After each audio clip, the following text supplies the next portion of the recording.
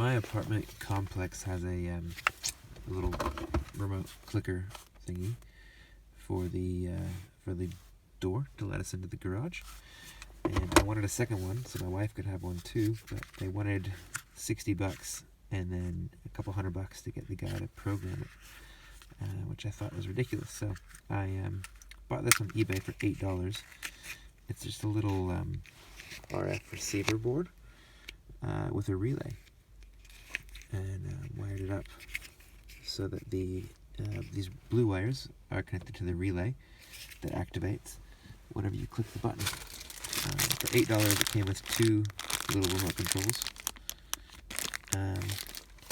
and whenever you click the button it activates the relay for 1 second, goes on and off, and simulates pressing a button.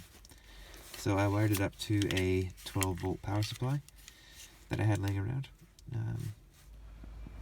Here is the little control box. Basically I want to make a remote version of that button which opens the door. So I just use my car key to open the panel. That's where I'll get power from. That's the existing version of the box that I bought.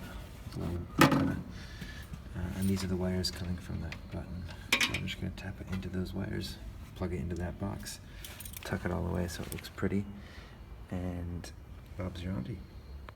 I'm using these wire quick taps, which just clip over an existing wire, and then you slide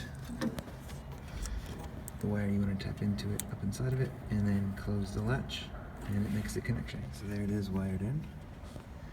There's my little box.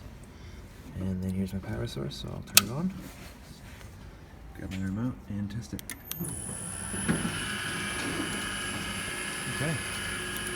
And I'll make sure that the old start button still works. It does.